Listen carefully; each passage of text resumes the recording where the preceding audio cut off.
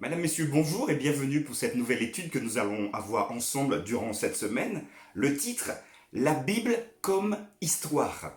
Nous mettrons en relation donc le texte biblique et l'histoire, ou plus précisément certaines histoires de la Bible.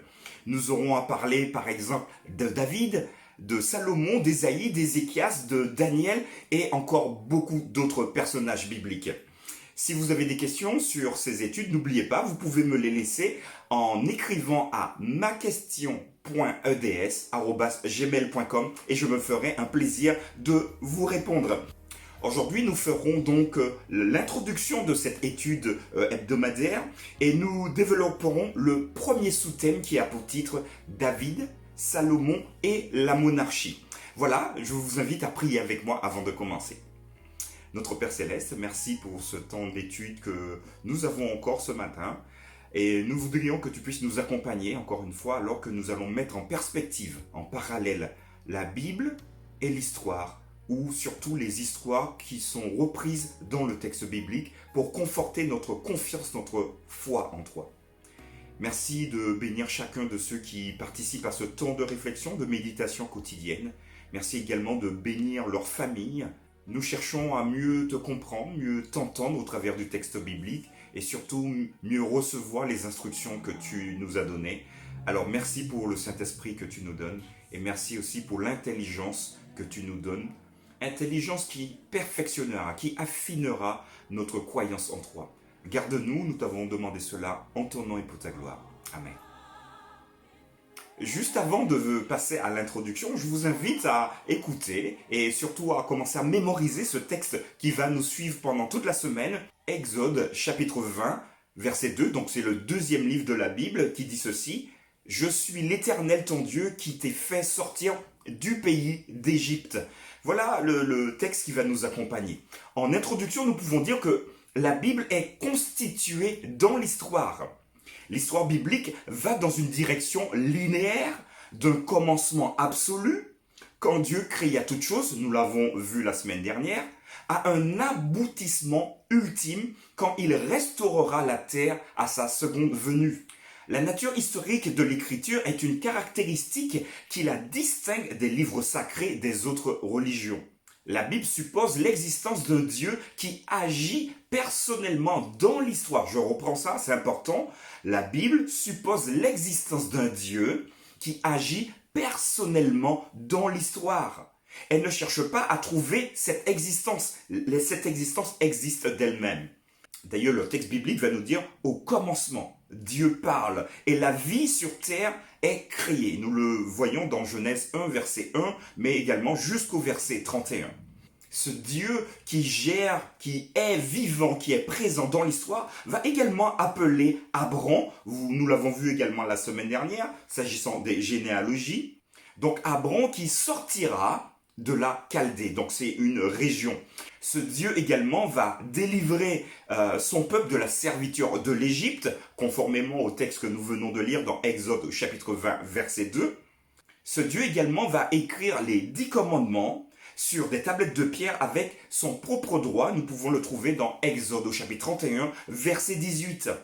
Il envoie également des prophètes, il envoie également des jugements. Et ce même Dieu va également appeler les gens, vous et moi et tous les croyants, à vivre et à partager sa loi divine et surtout à appeler et à enseigner les principes du plan du salut, dont c'est une expression que nous avons déjà vue avec d'autres nations, avec tous ceux qui nous entourent. En fin de compte, il envoie son Fils Jésus-Christ dans le monde, divisant ainsi l'histoire pour toujours. Nous avons la période avant Jésus-Christ et nous avons également des périodes après Jésus-Christ pour savoir de quelle période dont on parle. Jésus est un pivot, j'ai envie de dire, de l'histoire humaine. Cette semaine, nous allons examiner quelques-unes des questions clés de l'histoire, telles que présentées dans la Bible, ainsi que des preuves archéologiques qui aident à étayer l'histoire telle qu'exprimée dans la Bible. Voilà ce que nous pouvons dire sur l'étude que nous allons avoir tout au long de cette semaine. Passons maintenant à ce premier sous-thème, David, Salomon et la monarchie. En introduction, nous pouvons dire que la monarchie de David et de Salomon représente l'âge d'or de l'histoire d'Israël. Alors l'âge d'or, entendez par là une période faste, où tout fonctionne à merveille. Quelques questions sont soulevées ici. Que se passerait-il si David et Salomon n'existaient pas, comme certains l'ont prétendu? Et si le royaume n'était pas aussi vaste que la Bible décrit, comme certains l'ont aussi prétendu? Sans David, il n'y aurait pas Jérusalem, la capitale de la nation, dans 2 Samuel au chapitre 5, versets 6 à 10. Sans David, il n'y aurait pas non plus le temple construit par son fils, Salomon, dans 1 Roi 8, versets 17 à 20. Enfin, sans David, il n'y aurait pas un personnage mythique, un personnage très important dans l'histoire chrétienne. Il s'agit du Messie lui-même. Car c'est dans la lignée de David qu'un Messie est promis dans Jérémie au chapitre 23, verset 5, et nous pouvons le retrouver également dans Apocalypse 22, verset 16. L'histoire d'Israël, donc, devrait être complètement réécrite sans David. Or, cette histoire, telle qu'elle est lue dans l'Écriture, est précisément ce qui donne à Israël et à l'Église aujourd'hui son rôle et sa mission unique. On nous demande de lire 1 Samuel au chapitre 17, donc le chapitre entièrement. Alors je vous invite à le faire, nous n'aurons pas le temps ici de le faire, je vais simplement vous donner des éléments. Il s'agit de l'histoire entre David et Goliath, et nous aurons ensuite quelques questions se rapportant à ce texte.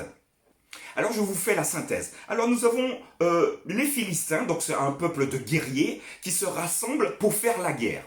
Ils sont sur le pan d'une montagne. De l'autre côté, nous avons donc les Israélites sous la direction du roi Saül qui vont également se rassembler pour combattre les Philistins. Donc une guerre se peaufine à l'horizon.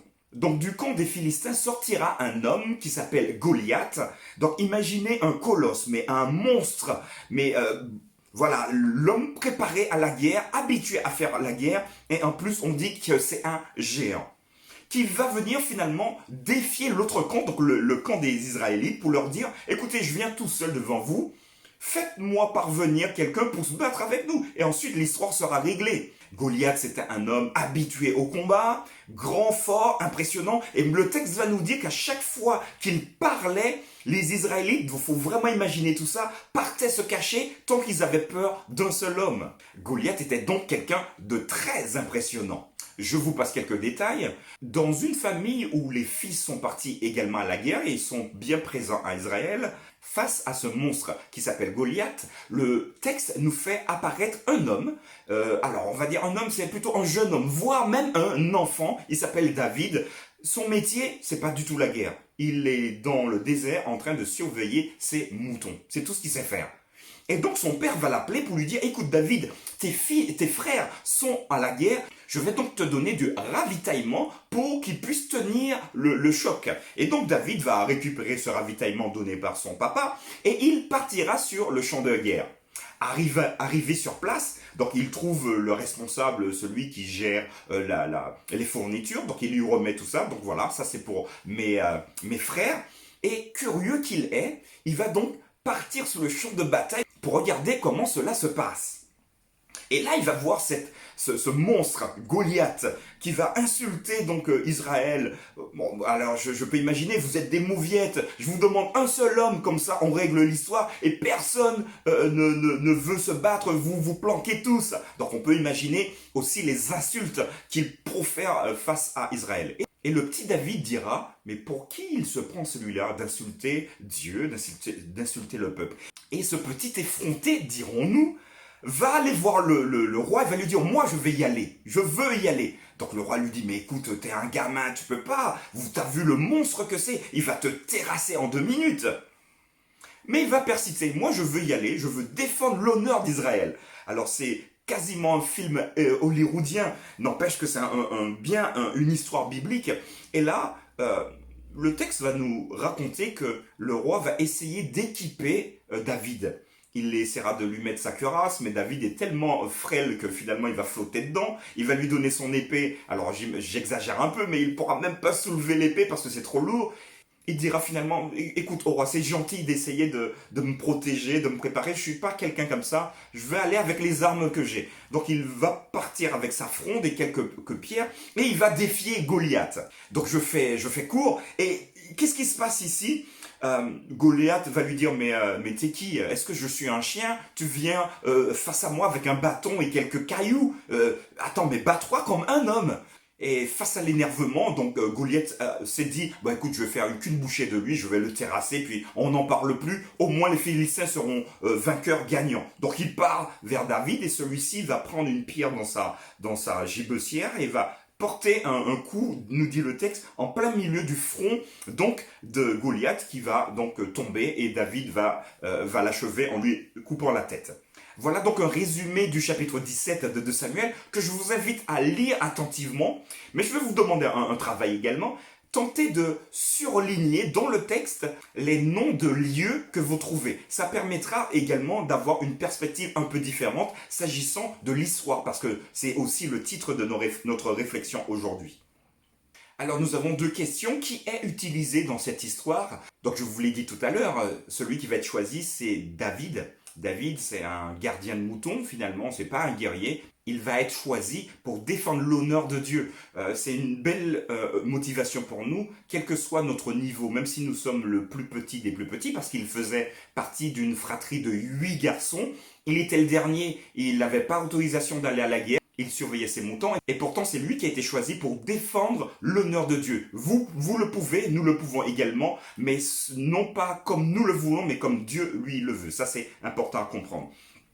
Alors remarquez la description géographique précise des lignes de la bataille. Dans 1 Samuel au chapitre 17 versets 1 à 3, le site de Kiber-Keyacha est situé sur les collines, exactement dans la zone du camp israélite décrit dans ce chapitre. Donc je vous rappelle 1 Samuel au chapitre 17. Il me semble avoir dit 2 Samuel, mais c'est 1 Samuel au chapitre 17. Les fouilles récentes ont révélé la présence d'une ville de garnison massivement fortifiée datant de l'époque de Saül et de David surplombant la vallée. 2 portes contemporaines ont été fouillées. Étant donné que la plupart des villes de l'ancien Israël n'avaient qu'une seule porte, cette caractéristique peut aider à identifier le site comme Shaharaïm dans 1 Samuel 17 verset 52, qui en hébreu signifie 2 portes. Si tel est le cas, alors nous avons identifié pour la première fois cette ancienne ville biblique. En 2018 et en 2013, 2 inscriptions ont été trouvées que beaucoup croient représenter la plus ancienne écriture hébraïque jamais découverte. La deuxième inscription mentionne le nom d'Ekbaal, le même nom que l'un des fils de Saül dans 1 Chronique 9 au verset 39.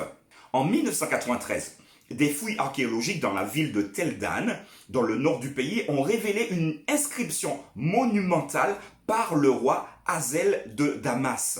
Et donc ce roi Hazaël de Damas va enregistrer sa victoire sur le roi d'Israël et le roi de la maison de David. C'est d'ailleurs de la même façon que la dynastie de David est décrite dans la Bible, ajoutant des preuves archéologiques plus puissantes, plus fortes que David a existé dans l'histoire, tout comme le dit la Bible. Alors c'est vrai que certaines personnes s'appuient uniquement sur l'archéologie pour infirmer ou pour confirmer l'histoire biblique, mais rappelez-vous une phrase qui est importante. Absence de preuve n'est pas une preuve. En d'autres termes, c'est pas parce qu'on n'a pas trouvé que cela n'a pas existé. Et là, par exemple, nous avons une preuve, donc dirons-nous archéologique, scientifique. D'ailleurs, cette pierre de 40 cm était dans une exposition à New York, au Metropolitan Museum à New York, donc, la plupart des gens ont pu donc constater effectivement que cette gravure sur la pierre, donc la pierre c'est assez intéressant parce que d'une manière générale ça ne bouge pas, sauf catastrophe, portait donc la mention maison de David. C'est la même expression qu'on retrouve d'ailleurs dans le texte biblique. On nous propose maintenant une question de réflexion. Pensez aux implications de ce que cela signifierait pour notre foi si, Comme certains le prétendent, le roi David n'a pas existé. Alors nous l'avons vu tout à l'heure, si David n'avait pas existé, nous n'aurions pas eu Jésus, la foi ne serait pas utile non plus. D'ailleurs, Paul le dit, si tout ça n'a pas existé, notre foi est inutile. C'est pas la peine de quoi. Si Jésus n'est pas présent, s'il n'est pas mort, ressuscité pour vous, pour moi, pour nous permettre d'avoir un accès, pour nous rétablir en tant qu'enfants de Dieu, j'ai envie de dire peine perdue. Ce n'est plus la peine de quoi. Donc vivons et puis demain nous mourrons et puis voilà, la vie est terminée. Néanmoins, Dieu nous donne une perspective et nous demande au travers de cette étude d'aujourd'hui de lui faire confiance, de faire également confiance à l'histoire qui a été le support dans lequel et par lequel Dieu a agi pour atteindre son objectif de sauver l'homme. Voilà, notre étude est terminée aujourd'hui. Donc, si vous avez des questions, n'hésitez pas, vous m'envoyez un message à maquestion.eds@gmail.com. Demain, nous verrons une nouvelle étude, Ésaïe, Ézéchias et Senchérib. Portez-vous bien et je vous dis à demain.